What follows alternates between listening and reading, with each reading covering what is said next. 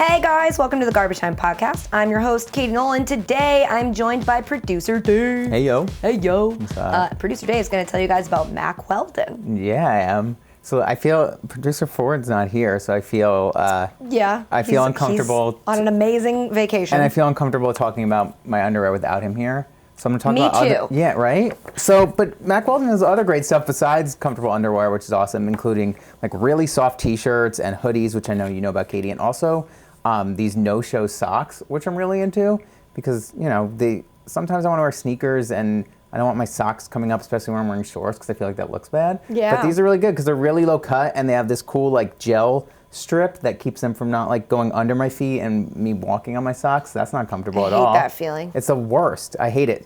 So I kind of love Mac Weldon for that. So they just kind of like keep it coming with all their good stuff, and I'm really happy about it. I appreciate you not talking about your underwear. Thank you. I did it for you. Yeah, you made sure I was comfortable. Yeah. Guys, Mac Weldon wants you to be comfortable, so if you don't like your first pair, you can keep it and they will still refund you. No questions asked. Go to macweldon.com and get 20% off using promo code GARBAGETIME, all one word, no spaces. You're welcome.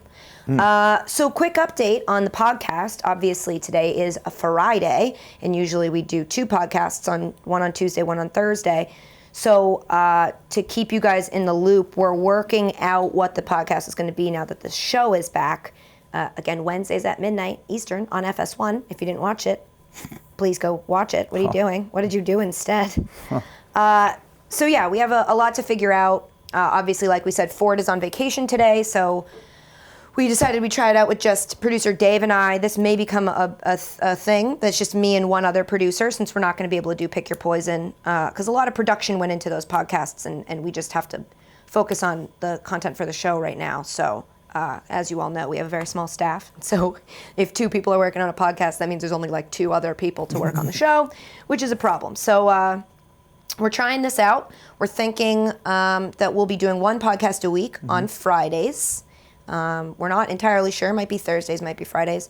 It'll be a little bit of chatting about behind the scenes of the show of that week, anything crazy that happened that, you know, maybe you guys might want to know, any updates on stuff we did in the show, and just things we didn't get to. Because, you know, we've said this before, but 22 minutes a week is not a lot, and a lot happens in the sports world. So sometimes we're not going to get to every story, and this will be the place that, you know, Dave and I or Matt and I or whoever can just chat about some of the stuff that happened this week. So, and then we'll get to an interview. We'll still have an interview every week, and we will then close the show out with junk mail because, you know, we want you guys to participate, and junk mail is dope.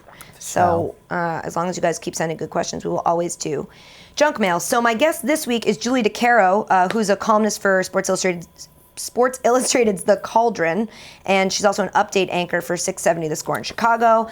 You may recognize her name. She got a ton of attention this past week for that hashtag More Than Mean video. Her and Sarah Spain, we talked about it on the pod last week or 2 weeks ago, a little bit. So we will get to my chat with her soon. It's very interesting. She's a very interesting person. She used to be a lawyer for a while, and then now she works in sports. So pretty interesting perspective from Julie. So we're going to get to that soon. But first, season premiere of Garbage Time last night at midnight. Pretty crazy one. Amazing. We had a lot of time leading up to this because we were on hiatus for 3 months. So we brainstormed some pretty ambitious ideas. Yes, we did. One of which being, of course, a Lemonade parody of Beyonce's visual album, 1 hour long HBO special Lemonade. A parody of that where the part of Jay-Z who cheated on Beyonce is played by Tom Brady. And I am Beyonce, obviously. Obviously. So the response to it was pretty good. People seemed to be very like, holy shit, can't believe you, A, attempted that, and B, kind of pulled it off. 100% pulled it off. So the thing that I think everyone would be surprised to know, we did not hire a professional camera crew for that. Normally when we go out and do shoots that are really ambitious, we'll hire a crew, we'll like spring for it because we only have so much money in the budget. This was all us. So our costumes, we added someone to the staff recently. Her name's Lindsay, producer Lindsay. Yeah, She's wonderful. Shouts to Lindsay. her and producer Ashley, grammar's tough. I don't care. They went to Forever 21 and bought clothes and then like cut them up and safety pinned them together to make them look like Beyonce's outfits, which are so iconic in the video, and they crushed it. So that was amazing. Yeah. I did my own hair and makeup because we didn't have the money to pay someone to do that. The key there was to just put a lot on, was what I found. And for my hair, I just teased it like crazy. Because that's, ladies know. That's where you get the volume from. Am I right, Ashley? Yeah, faux show. And then we shot it on an iPhone that was on a Steadicam rig. People will be very surprised to know that. Yeah. And the car that I smashed was one of our producers. He was a good sport about it. I fucking hate him, so it was helpful motivation. Just kidding. Love you, Kirk. Yeah. I was getting a lot of questions about that. Like, did she really hit a car with a baseball bat? I'm like, oh, she did. Oh, she did. That was real. She did. We did not cut corners. And not for nothing, the only thing in our Lemonade parody that I did better than Beyonce was swing a baseball bat. Like, B, I love you, girl, but your swing, it's not on point. Call me. I'll give you some tips. Yeah. But it was really fun to shoot. It was hectic to shoot. It was really uncomfortable for me to shoot because I had to channel like a sexy boss bitch, and I do not exude those vibes naturally often. It was a lot of acting and weirdness, and singing was the worst. I know, but you won't give yourself credit for it, but Katie, in addition to doing her hair and her makeup and like really plotting this out completely, just like the attention to detail was nuts. She also was an awesome singer in it, and she obviously wrote her own lyrics and then like did the whole thing, and it was just amazing to see. And like just like to get people behind the scenes, like the way like an idea like this happened is actually similar to how it happened in how we opened the video, which is like we were literally sitting around trying to think of what to do to open the show with, and Katie was like, we should do something with Lemonade. And I think it was even me that was like, oh, yo guys, Tom Brady 4-game suspension was just upheld by an appeals court. And then like Katie's like, all right, I got it. And we were just talking about like what to do, and she's like, I got it. We'll do that Tom cheated. I'll admit that Tom cheated. And we're like, yes, that. We're like, yes. We were all kind of talking about it for a minute, and then all of a sudden it clicked that I was like, wait, it's about cheating. And then the light bulbs went off, and we were like, oh, yeah, makes perfect sense now. Yeah. And it was tough because, like we had to watch, I had to watch Lemonade like 5 times. It was so hard, sure. And like take notes on it and write down like what we thought realistically we could get away with doing. And like, we weren't going to be able to shoot an underwater scene, so that's out. And we weren't going to be able to like smash a bunch of cars, but we knew that we could adapt it. And there was just such a group creative effort that was so like, when we first had the idea, I'm like, we may put all this work into this, watch it back and go, we missed, we cannot air it. We knew that at any point we may watch it and go, well, we tried, but no. And one of the biggest hurdles was that, obviously, this is a visual representation of an album, so there's music, and we don't have the rights to Beyonce's music, and I didn't want to have to sing a bunch of songs, because it would just overly take away from the point, so it was like really tough to find. One of the hardest things was finding the songs that sounded enough like Beyonce's songs, and also knowing when we could go, this is close enough, or like, no, this needs to sound just like it. And when we got to, actually at one point in the baseball bat scene, Beyonce raps, and I wrote a rap that was pretty, the lyrics were good, but I don't rap, and so I rapped it to camera, and we had it in up until like the night before the show. And I couldn't sleep that night. And yesterday I came in and was like, can we cut the rap out? Because it's really just making me lose sleep. Because I looked really uncomfortable and it was like really awkward. But like when we got to the last scene, I was like, we're going to have to write a song. There's no way around that scene without writing the song. And I kept putting it off. So we shot all the other shots and we started putting things together. We got B-roll and I was writing the poems. And then it's Friday of last week, and producer Matt was like, so today we're going to film the scene with the piano. Do you have the song written? And I was like, I can't write a song. And he's like, cool, Katie, so we got this far. I need you to write the song now. So I stayed at home and listened to all this fair use music that like a library of music that we have. And I just had this moment of, this is really difficult because I have to find a melody and I'm not a musician, so I don't know how to do that. And then I tried like a bunch of different ones and then found the one that we ended up using and was like, oh, this works. Then I came here to record it and producer Matt was like, all right, ready? And he put his headphones on and he's like, go. And I'm like, yeah, you leave. So I made everybody leave the room while I sat in a conference room with a podcast mic and was like, we built a franchise into a microphone all alone. It was really uncomfortable. And then when we had to film that scene and they had to play it back so I could lip sync, I mean, I crossed a lot of my own personal safety boundaries this week in doing this video. But it came out okay. Gosh, it came out great. I liked it. People seemed to like it. Yes. And honestly, and this is my takeaway, the coolest thing about the Lemonade video was that women on Twitter and Facebook, when we were tweeting out the teaser pictures of like, this is coming, women were like, oh my God, responding with lemonade, like lemon emojis. Yeah. Guys were like, what is this? When it aired, women were like, this is everything, I love this. And men were like, I think I'm missing a reference here. We have a sports television show and we made a sports joke that women got and men were like, what is this? And I don't even know how to put that in a way that sounds right, but it made me so happy that without even really trying, wasn't what we were going for, but for a bunch of women sports fans my mentions were filled with women who love sports. And men always have this narrative that, oh, women don't like sports. No, we do. Yeah. We just don't get to access the content the same way you guys do. Everything is made for men. This was made for the girls, and they liked it, and that made me so happy. Awesome. My dad texted me this morning and said, great first episode, and my first thought was, he definitely didn't get it, because he's my dad. There's no way he understood. An hour later, he texted me and said, just watched Beyonce's video. This makes a lot more sense now. So, if nothing else, I got my father to watch Lemonade. That's amazing. Which should always be the takeaway. I would love to have footage of your father watching Lemonade. Like one of those videos of like fathers watching Lemonade. It's actually not a bad idea. Write that down. Okay, I'm going to. I would not love to have footage of my father watching me doing Lemonade. That I would rather hop off. Much rather hop off. The other thing that we did in the show that sort of took off today was the David Ortiz retirement gift. We went to Boston and asked people what I should get him for retirement.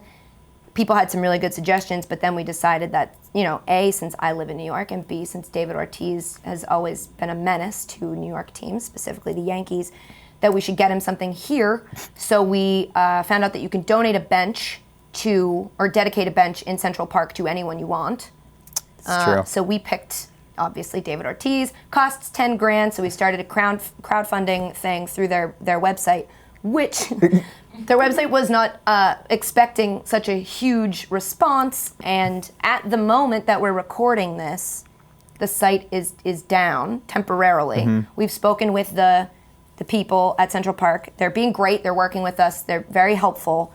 They want to make this work. It's just a little, they're not really something they're used to. It's a Central Park conservancy. I don't think they've ever had this sort of response. But so we're working on getting the site back up. As when it was taken down, I think we were at like $6,700. Yeah, which is incredible.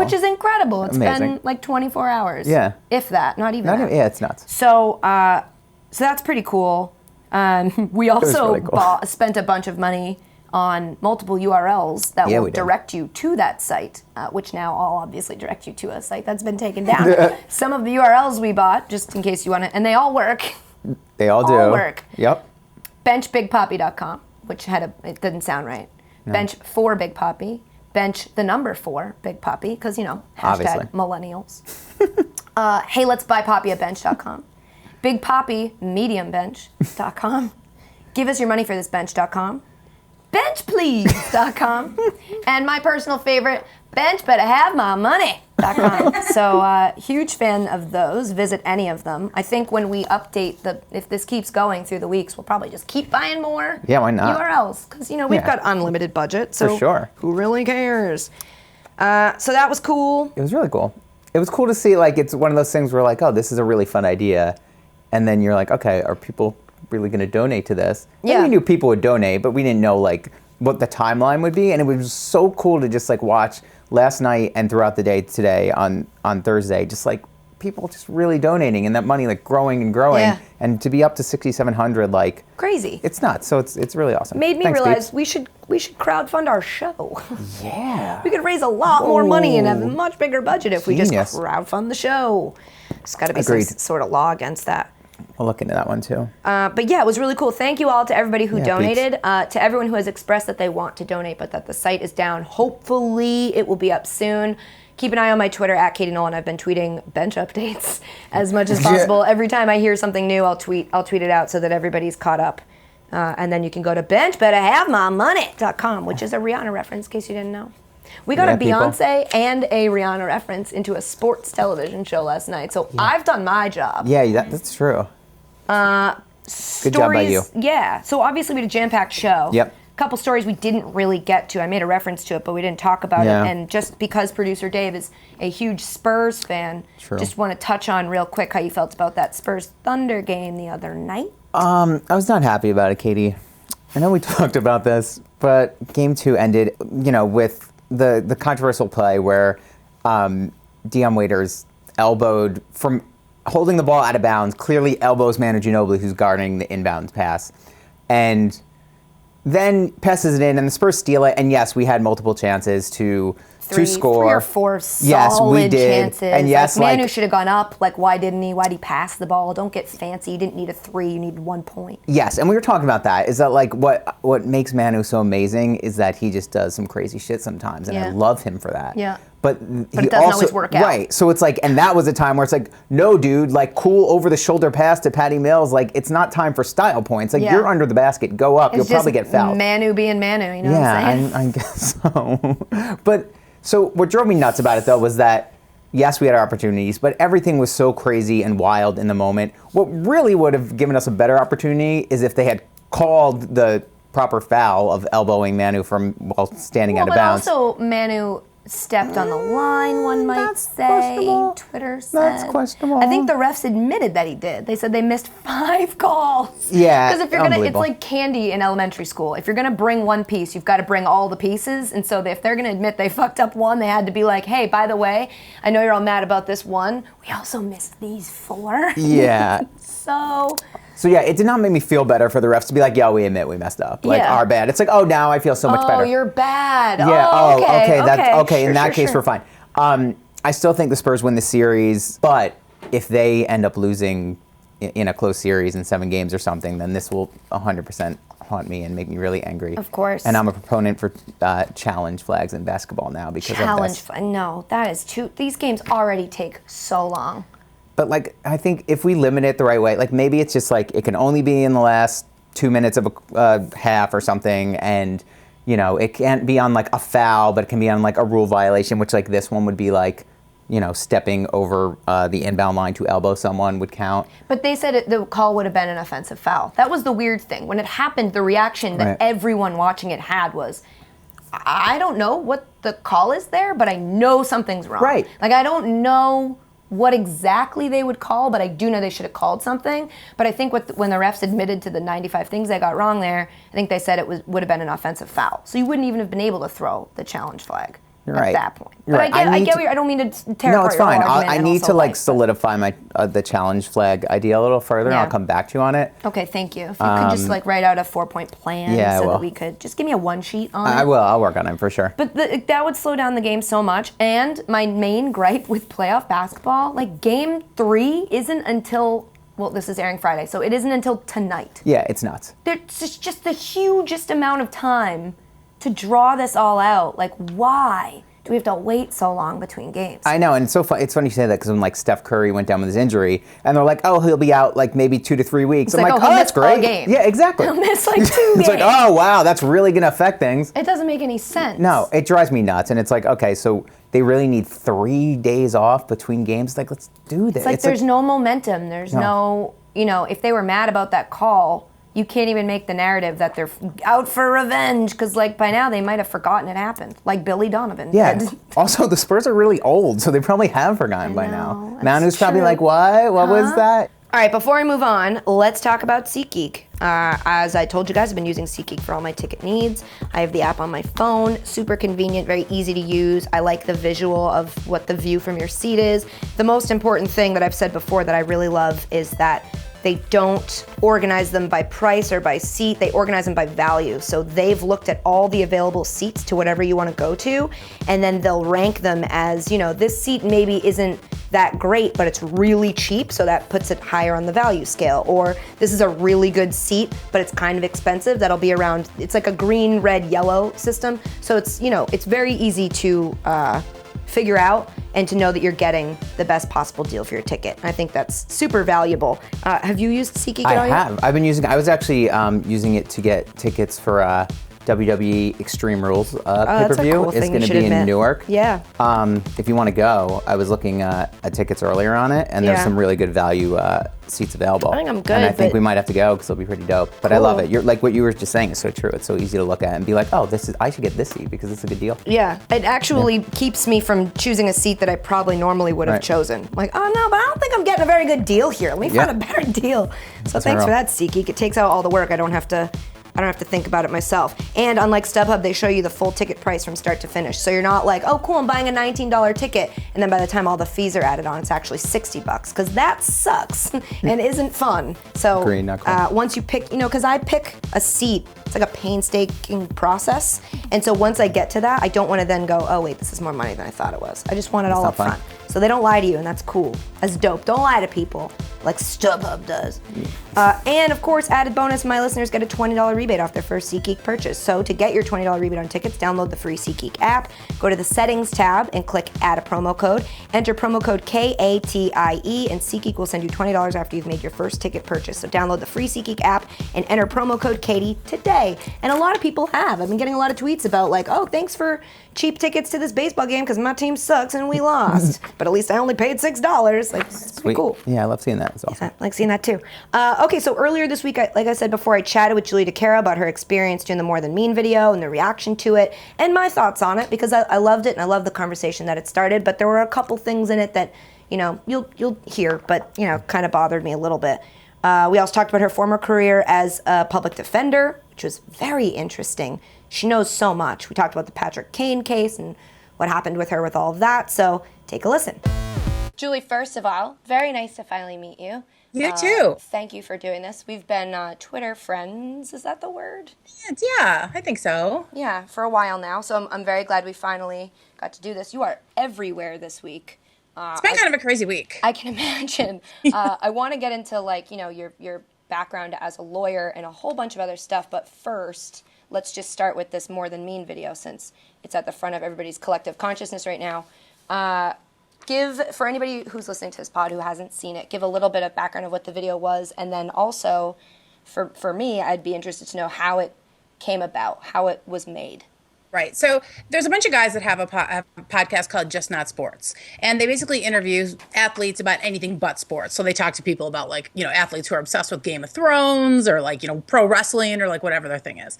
So they reached out to me and Sarah Spain and said, we've got this idea for this video where it would be sort of like Jimmy Kimmel, but it's about online harassment. And we want to start off kind of like Jimmy Kimmel mean tweets, and then have guys actually read tweets to you that you've actually received that are horrible, and then we'll all watch their faces like crumple and collapse as they realize what they're reading. And we didn't really know if it was going to work or not. We were like, all right, let's give it a shot. So I went over to this warehouse in, like, the West Loop and stood there with like 7 guys I've never seen before in my life. And I was sort of like, this is either going to fail spectacularly or it might get a little bit of traction. So I sat there for like 6 hours and just had guys read horrible tweets to me, calling me every name in the book and basically saying everything horrible about me that they could. And then, you know, Sarah Spain did the same thing. She's over at ESPN. We were the, you know, 2 that agreed to do it. And then I took a nap on Tuesday, woke up and had like 500 mentions. Oh, God. On Twitter. And I was like, I bet they must have released the video.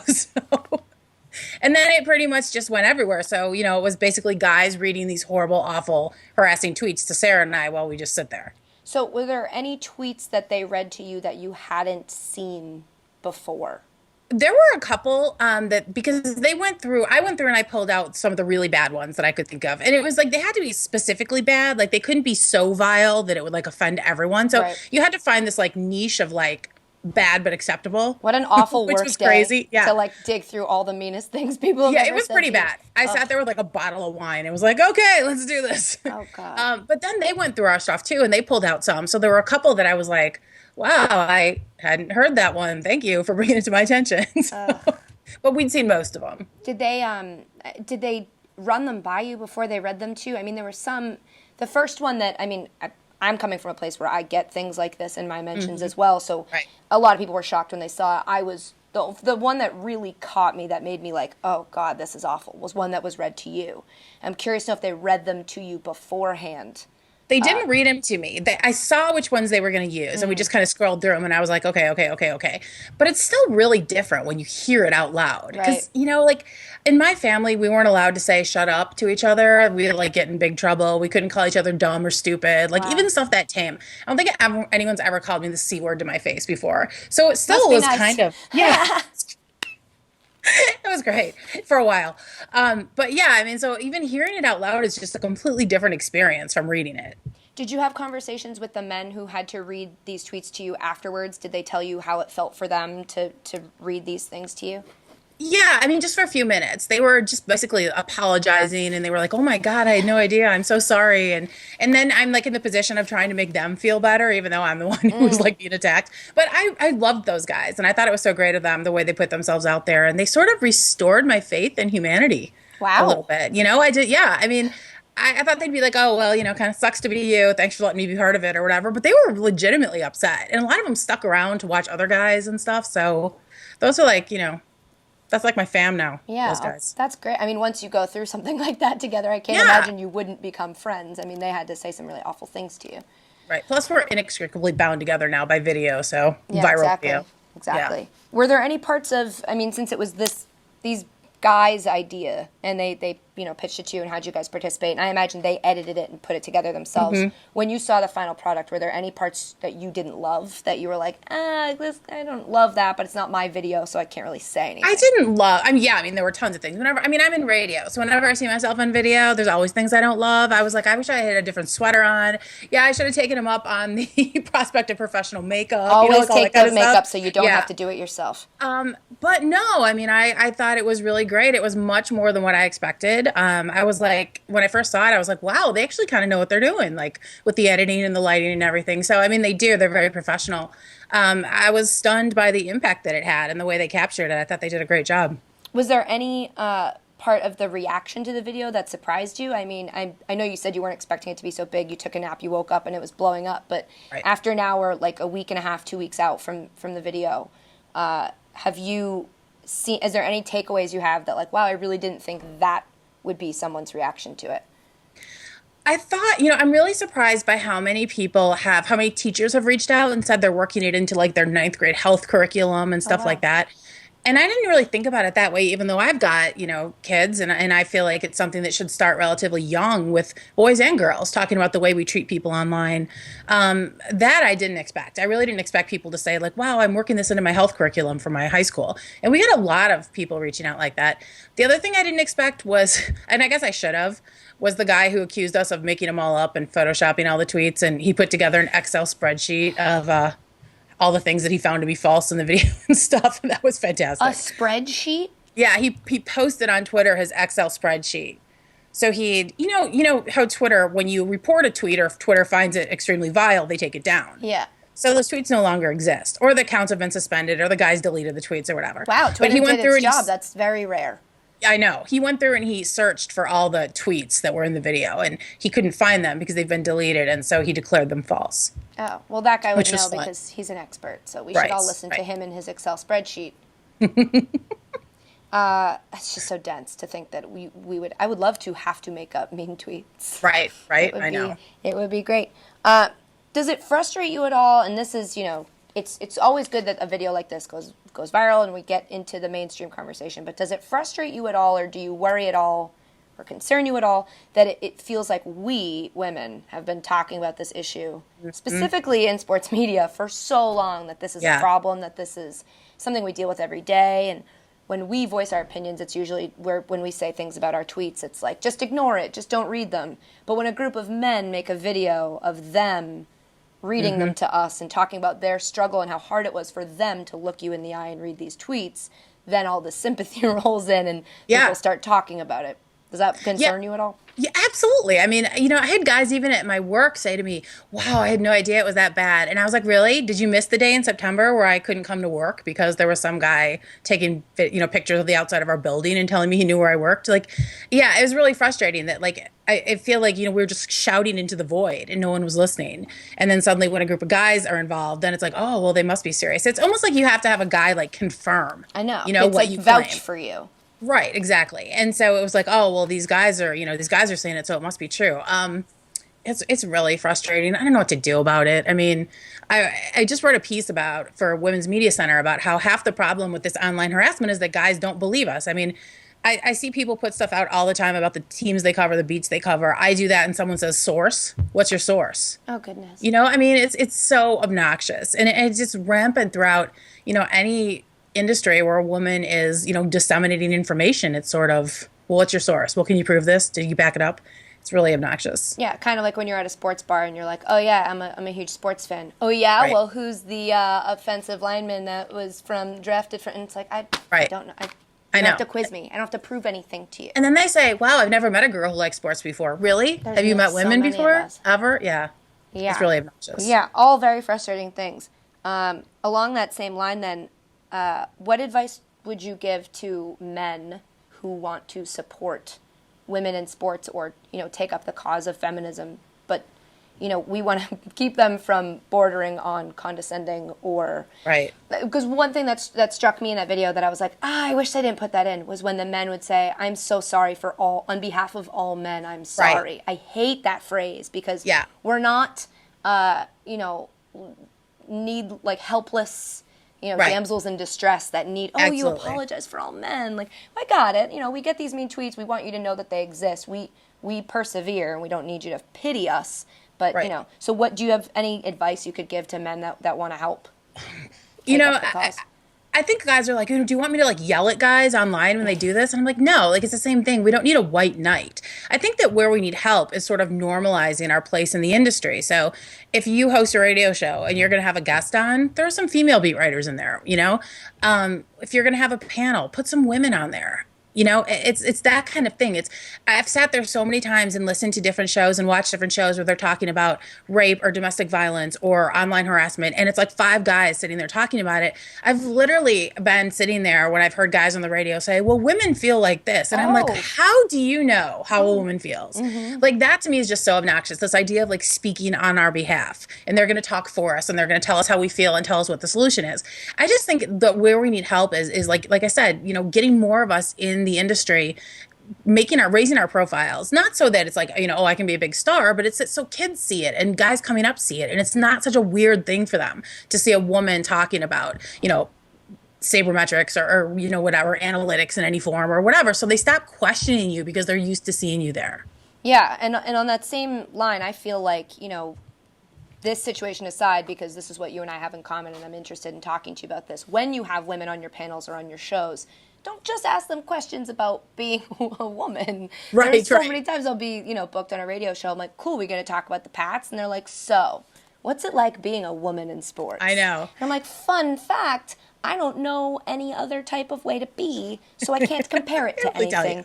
Always had these boobs. Well, not really. They came in kind of late. But you know what I'm saying? I know what Always you're saying. been a lady. So, I heard this hilarious story that some of my friends have told about. There was a panel, and there were a bunch of women on it, and there were guys on it, and they said something about what it's like to be a woman, and a guy answered the question about what it's like to be a woman in sports. That absolutely blows my mind. But I think it's so emblematic of what we're all dealing with. I know. It's tough because it's one of those issues where even when people want to help, you have to teach them how to help the right way, in a productive way, because help can so easily turn into just charity, and that's not what we need. We all need to work together. So kind of moving the conversation forward, this interests me because I'm relatively new in this space. How has your reaction to the vitriol that you get online evolved over the years from when it first started happening to you? Yeah. If you can remember that first time you checked your mentions or comments and were like, what did they just say to me? Yeah. From that moment to where you are now, because now you're so confident speaking about it, how did you evolve throughout that process? It started back when I was blogging about the Cubs in like 2006. It was before, pre-Twitter and pre-everything else. Or social media was just starting to ramp up, and everything was sort of done in blog comment sections. And I'd go over to other blogs and see them, these really horrible things they'd said about me and written about me. And a lot of it was very sexual and stuff. And it was so upsetting. I remember just like curling into a ball and just feeling so embarrassed that like everyone could see the stuff that these guys said about me. And it was that way for a while on Twitter too, and now I have days when I'm pretty zen about it. And I have days where for whatever reason, I'm feeling really sensitive and, something just really hurts, but I think, what's evolved for me is like going from wanting to hide it to like, I most of the time have to pull myself back from putting people on blast because I just want to be like, look at what this, jerk said to me. Like, check it out, people. Here's what he said. And so that is, I try to remind myself to punch up, not punch down. Like I'll get into a fight with someone if, who says something about me if they have 100,000 followers, but if they have 50 followers, I'm just going to let them go. So I think that's it. But I think I'm much more combative online than I ever was before. Me too. Just because I get so sick of it. I just get so sick of it. Yeah. And my husband's always like, just chill out. He can't hurt, just relax kind of thing. But, it kind of depends on the day. Do you read all your Twitter mentions? No way. No. Not anymore. I mean, I used to try to always read back to to where I left off, mostly because it was a conversation and I didn't want to miss, whatever I was talking about. Not because I was like, checking my name online or anything. But I don't do that anymore just because I think as you pick up more followers, it just gets kind of unwieldy. And then plus, I don't necessarily want to see everything everyone's saying about me anyway. So I just kind of scroll and look for my friends' avatars, and that's mostly what I read. Yeah, from a mental health standpoint, it's not. Exactly. It's not the best activity to fill your day with, and yet sometimes I still do it, Julie. Yeah, I know it's the worst. This is an impossible question to answer, but how do you think we move forward on this issue? Like, what has to change? Whose responsibility is it? Is it Twitter's responsibility? Is it a more like a social responsibility? How do we move past this era of this awfulness online? Yeah, that's a good question. I think a lot of it has to starting with kids when they're young. So my son got a phone when he was 12. The first thing he did was go online and start making fun of Demi Lovato's body with like a bunch of his friends. Oh, God. And I took his phone away and I was like, we'll try again in a month and we'll see if you've matured at all. But like I worked in social media, so I'm like all up in their social media life, which they think is like the worst thing to ever happen to them. But I think a lot of parents feel like they don't know necessarily how to even use the social media, so they don't know how to check up on their kids. Yeah. But, and I hear these people say like, oh, my kid's privacy. My kid's 13. He doesn't have privacy. Yeah. I didn't have privacy when I was 13, so. So I think that's part of it. And I think it's just societal pressure talking about, this is just not acceptable. You can't talk to people this way. At the same time, there's a lot of stuff Twitter could do. I mean, I was screaming today about this guy who's, in my life every single day. I blocked him 9 months ago. He sees everything I do. He comments on everything I say everywhere I go. I get sick of it. So, like, why is it so easy to get around being blocked? Like, stuff like that really bothers me. Or, like, why can't I report to Twitter? Look, I know none of these tweets are threatening to kill me, but if you look at this tweet, this guy says stuff at me basically all day, every day for 12 hours. Do something about it. It's like that is really frustrating to me. Right. Like if it were a human person and all they did was talk to you or follow you around, it would be stalking. That's illegal. But online, if their entire account is dedicated to tweeting at you or saying things to you, it's not. It's looked at as you should ignore it, Julie. Can you imagine if some guy like followed around like you suck, you're ugly? Well, so that does happen to me, and I'm like, Dad, stop. But like, eventually he'll leave me alone. But it's just like, it's so obnoxious. And it's like, I'm like, hey, Twitter, I know that he hasn't like threatened to kill me yet, but until then, maybe you could shut him down for me. Well, that has happened to you, right? Like actual threats to your safety, because I consider myself blessed, which is a sad state of affairs that I consider myself blessed. I have not had my actual life threatened or had anyone say anything along the lines of, like, I know where you work, I know where you live, anything like that. But that has happened to you, right? Yeah, it has. It didn't happen back during the, like, I've gotten some pretty vague threats, like, hey, I know where you work. I know where you go enter your building. That's not all that vague. I know you've got thick skin, but that's horrifying. And then I've had rape stuff. And then just in the last couple weeks, I had a guy tell me he was going to come to Chicago and rape and kill me. And I was like, okay. So, yeah, I mean, that's sort of, it's relatively new. I mean, that someone's been that specific about it. But, yeah, that happened. In light of all this, it's fascinating to me, and I admire you so much. I don't know how you found the strength and courage to talk about your own personal past. I'm coming from a place where you had been receiving hate like this online, and then feeling like you needed to tell your story. I mean, where did you find the strength to share that with people who you knew were not going to react in a way that necessarily was going to make you feel much better? Yeah, I don't know. I feel like as you get older, you get a lot more confidence. And it really is true that as you get older, you stop caring what people think. I still care what people think. I mean, I'm pretty sensitive, but if this had happened to me at like 22, I think it would have absolutely destroyed me. Like, I just didn't have the self-confidence to deal with it back then, or the coping mechanisms, or like anything that I developed, like going through like 15 years in law practice and then moving into sports radio. So, I think if some of it comes from not wanting the girls that come behind us like you to have to deal with this. I mean, I know you do deal with it. I'd like for that to end at some point. And I'd like, when I go around and speak to colleges and I talk to these, 19-year-old girls, I don't like having to tell them, oh, by the way, get ready for having your life basically destroyed by trolls online, because, and it's awful. And so I think if there's anything I can do, and I know Sarah feels the same way, that we can do to like just make an impact and try to at least start the conversation, then we're willing to do it. It's very big of you, and you will get shit for it, and you're not going to stop getting shit for it. But me, and then hopefully all those awesome women that come after me, and then the ones that come after them, will always thank you for that, whether they do it directly or not. All right, more with Julie in a minute, but first I want to tell you guys about Casper mattresses, obsessively engineered mattress at a shockingly fair price. An in-house team of engineers spent thousands of hours developing the Casper, combining springy latex and supportive memory foams to create an award-winning sleep surface with just the right sink and just the right bounce, which is so important for a mattress. Plus, its breathable design sleeps cool to help you regulate your temperature throughout the night, also super important. Time magazine named it one of the best inventions of 2015. In fact, it's now the most awarded mattress of the decade.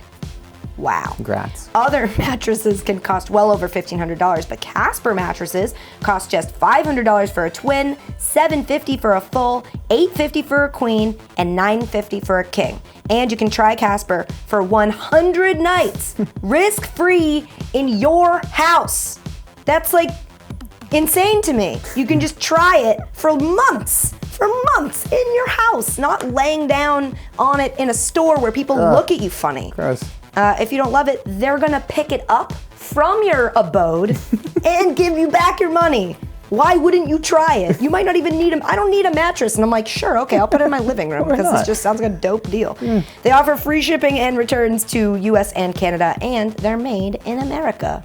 And I'm proud to be. Get $50. See, now I'm just gonna sing all the time. Oh, yeah. Get $50 toward any mattress purchase by visiting www.casper, like the ghost, casper.com/garbagetime, and using code garbagetime, all one word, no spaces, at checkout. Terms and conditions apply. Today's podcast is also brought to you by Wix. A great business needs a stunning website, and with Wix.com, you can do it all by yourself.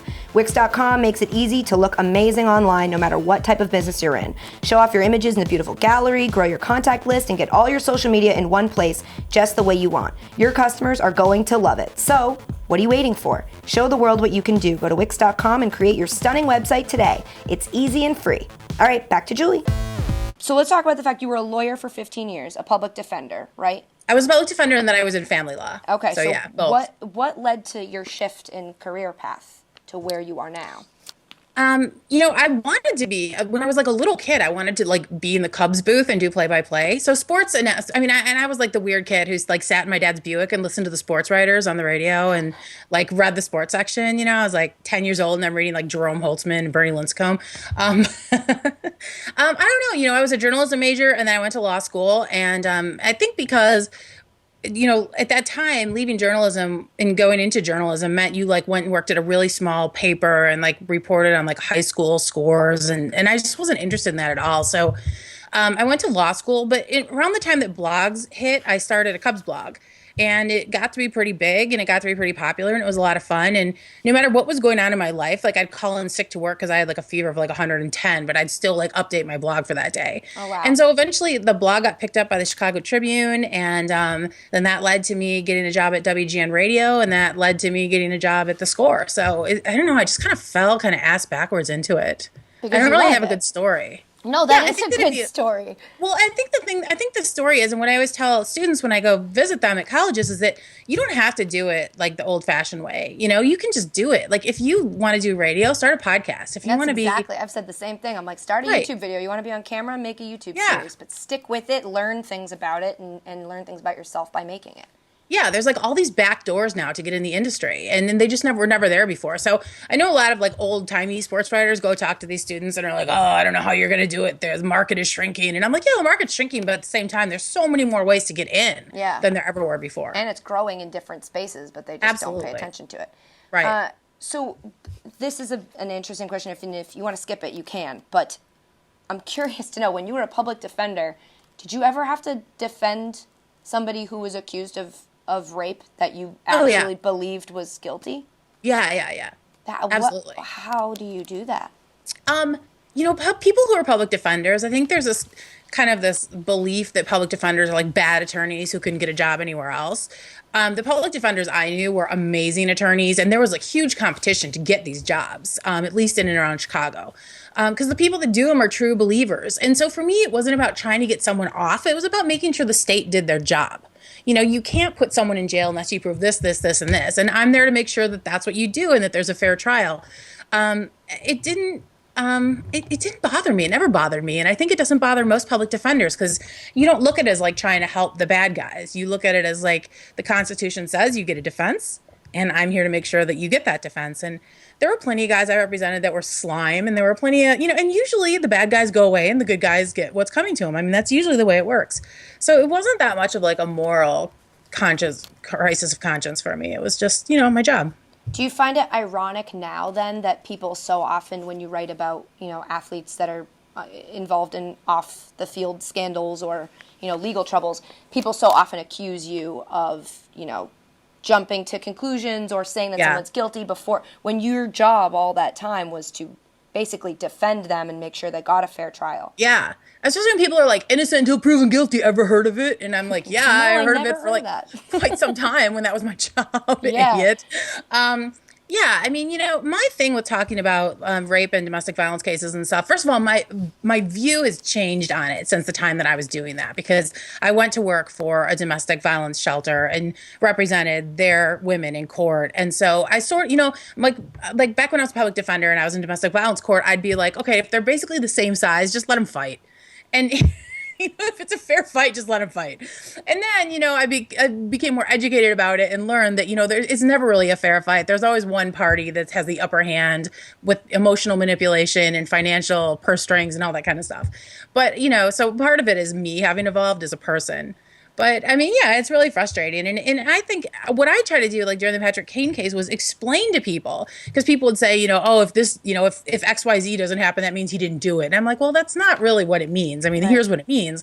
And to my mind, at least, I was trying to explain how the legal system worked, and that just didn't go over well with some people. Yeah, so it's interesting you bring that up, because the press coverage of the Patrick Kane case, and I'm a hockey fan, and I am a woman who works in sports, so like, I sought this out. It should have been on my radar, and still everything I read felt like it contradicted everything else I read, and the press coverage was so wishy-washy. So I'm curious to know, from just a person who both works in sports and has a legal background, what happened there?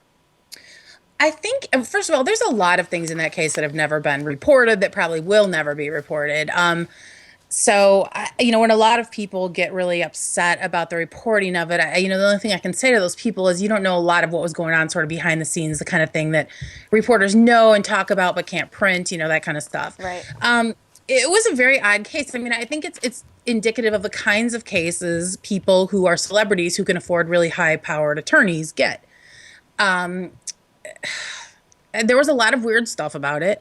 Definitely like the whole issue with the mom and the rape kit bag and that kind of stuff. I mean, that whole thing. And I really think that's what ultimately sunk the case was that, stunt by the mom in that case. But it was odd. It was weird. I mean, I think that a lot of us had very reliable sources we were reporting from, and then it would turn out that that report was absolutely wrong, but it was right at the time we knew it, and it was right from the person who told it to us. So all you can do is the best you can with the facts that you know. Right.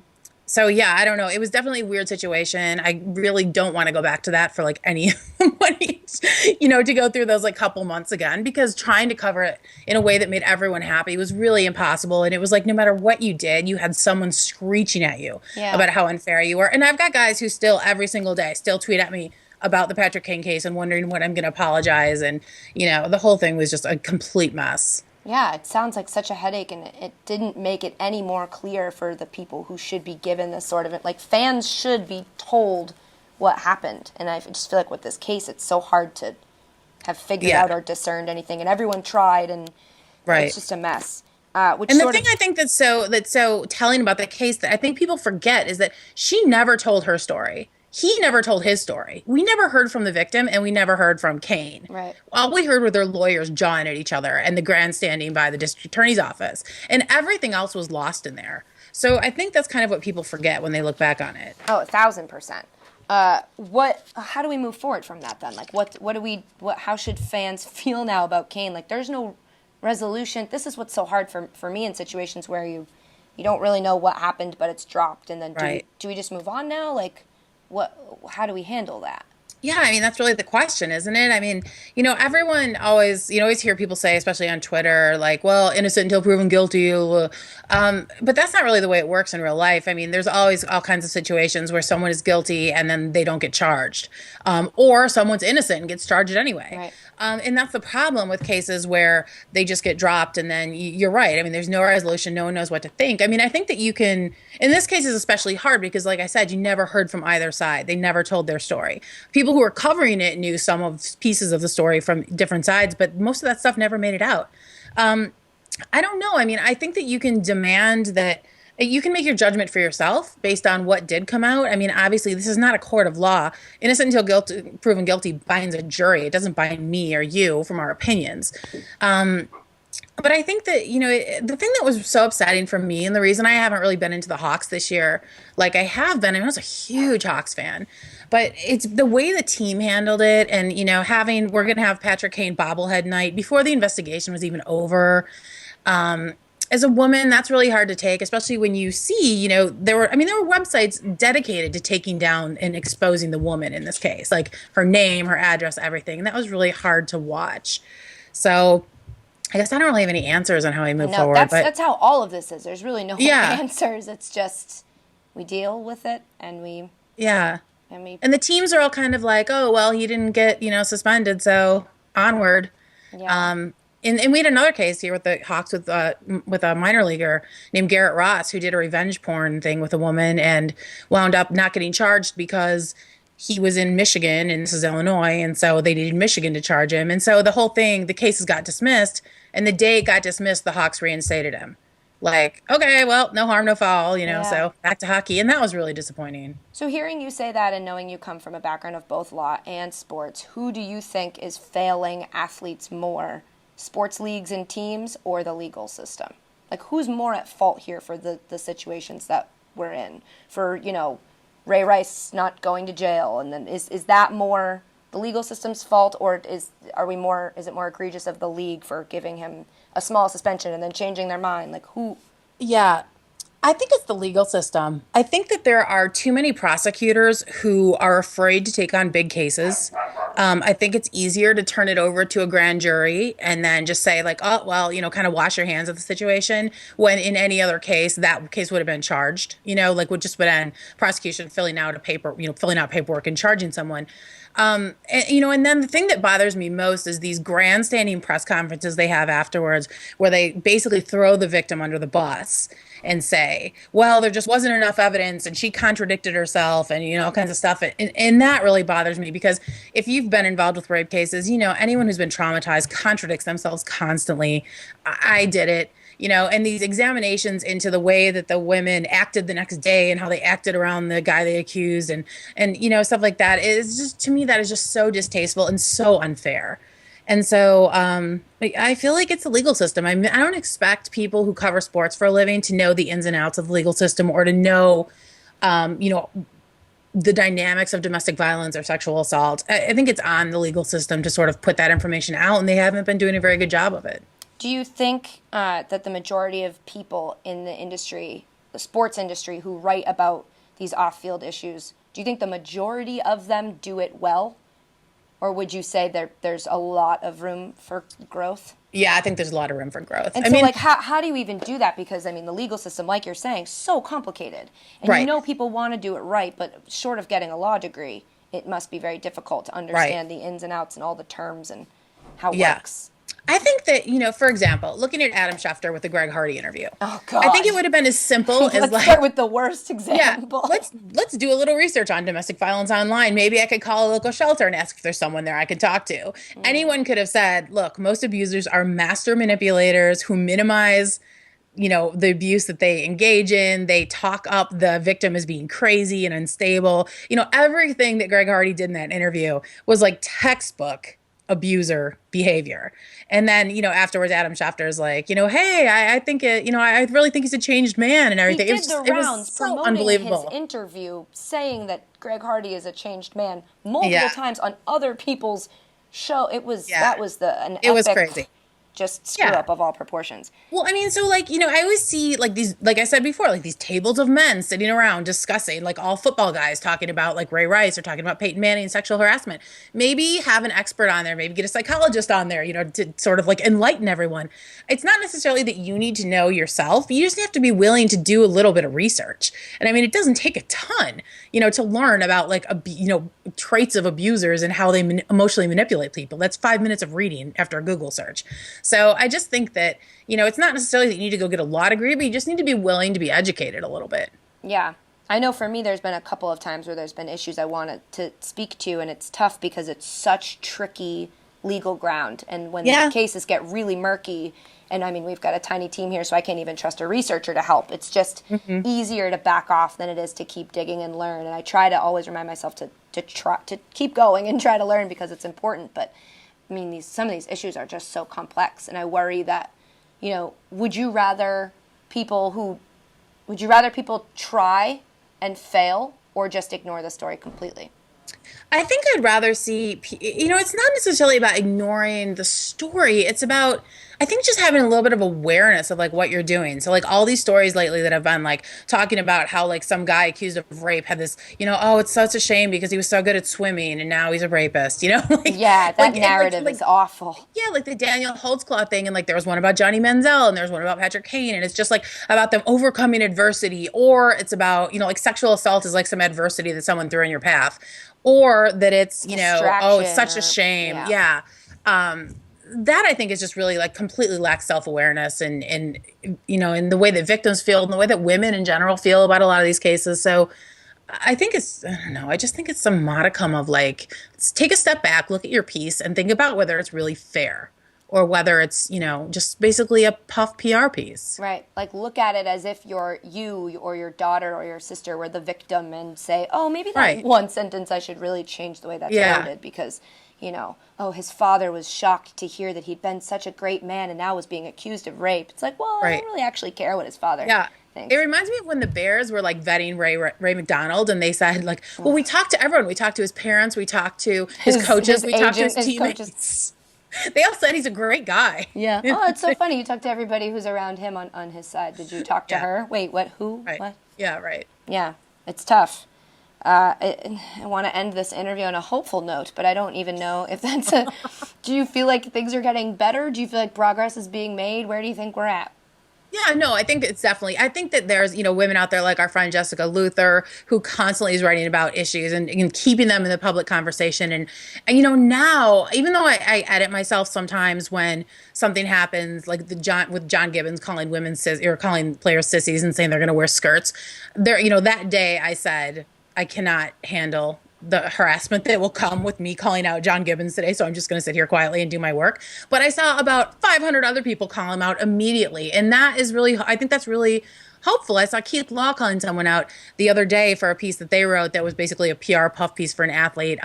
It's starting to come from bigger names, and it's starting to be much more common to point out the narrative and the way the narrative is constructed, and how does this make victims feel, and stuff like that. And so that makes me very hopeful. Yeah, me too. I think we're growing. I think we'll get there. But bottom line, you have a very difficult job. I do not envy your job, and thank you for doing it, and for putting up with the shit that you put up with, because there are times where there are things I want to say that I don't have the knowledge to even speak on. That I'm happy that you're there to clear these things up. Yeah, that's really sweet. It means a lot. Stay out of your Twitter mentions. And I will just send you pictures of puppies every day, just in case, to just flood them, if that's cool. That would be great. I'm kind of into baby sloths right now, too. Baby sloths? So, okay. Yeah. All right. It's a little obscure. I might run out of pictures after 5 days, but I can just find... Just keep recycling them. I'll start drawing them and send you those. That would be great. Yeah. Flip books, like cartoon baby sloths. That'd be fantastic. Well, now you're really testing my artistic talents. I'll make it work. Julie, thank you so much for doing this. I know you've had a really busy week. I appreciate it. Thanks for having me. It was great to finally get to talk to you. I know. Hopefully we'll meet in person sometime. I agree. Hopefully soon. Thanks again to Julie. That was really cool. Hopefully someday we'll meet in person. We've only ever met through the Twitter machine and on FaceTime, just like Michelle Beadle. Michelle, still waiting for you to call me out. One day. I don't feel comfortable calling you my friend until we meet. Just kidding. I call you my best friend all the time. All right, it's time for junk mail. You've got junk mail. Today's junk mail comes from Charlie Potts. Charlie asks, with today being Cinco de Mayo, what's your fave alcohol holiday? Cinco, 4th of July, New Year's Eve, Christmas, Arbor Day? Whoa, Arbor Day. Wait, wild card. So, all right, let's do process of elimination. Yeah. So, I hate New Year's Eve. Same. Hate it, because it is so hyped up as like, oh, it's a night we're gonna party. And every bar thinks they can charge so many dollars for tickets for unlimited drink. Like, I don't need to pay for entry to your shitty bar, the Stumble Inn. Like, I'm not paying $90 to get dressed up and go to Off the Wagon. Like, Right. Brother Jimmy's, no, I'm not, it's just not happening. Nope. And any cool bar is much more money than that. And it's silly, and like, I party that hard in sparkly dresses every day of the year. Right. So really don't need to do it on the first day. So New Year's Eve is For out. Amateurs. Cinco, it's tough because when you're in New York City, when this is where you live and work and operate, it ruins all these holidays for you. Yeah. Like Cinco, yesterday, we're filming this on Thursday, so today is Cinco de Mayo. I want Mexican food just because that's what I'm craving today, and I don't think I can get it because everyone's everywhere wearing something culturally offensive, and it's just so dumb. Trump is sending out dumbass tweets about how he loves Hispanics and about how the best Taco Bowl is at a Trump tower. Like, fuck yourself, bro. Yeah, bro. I highly doubt that. But anyway, so Cinco, meh. Christmas, I wouldn't say is an alcohol holiday. I'd say that's a present holiday, presento holiday, gift a holiday. You get that spiked eggnog you love. I hate it. I know. I hate it so much. And so I would say 4th of July. Because 4th of July is like backyard barbecue holiday. You can drink as much as you want. You usually start in the day. Yep. And you're sort of like with family, but also you could not be with family. You don't usually go to a bar. Going to a bar on 4th of July is super weird. That's psychopath behavior. That's nuts. But you get to hang out and eat food and grill, and it's sunny, and you're outside. I like 4th of July. I'm with you on that. Yeah? Wait, can I throw a wild card in the mix? You sure can. Passover? Wait, All what? right, let me tell you. So Passover, Manischewitz? Drinking Manischewitz? Listen, part of Passover is that it's required that you drink 4 glasses of wine in a reclining position. Wait, what? Like, I'm not making this up. So, like, Passover, you read the Haggadah, which is the story of the Jews' exodus from Egypt, and there are 4 places in it where it's like, now raise the first glass of wine, second glass of wine, third glass of wine, fourth glass, and you're supposed to be in a reclining position to appreciate the fact that our ancestors suffered a lot, but we're allowed to recline now. So on Passover, you're the asshole if you don't drink 4 glasses of wine, and you're the cool person and the like good Jewish person if you do. So shouts to Passover. That sounds like a terrible holiday tradition for couches. Because if you're reclining and drinking, is it red wine?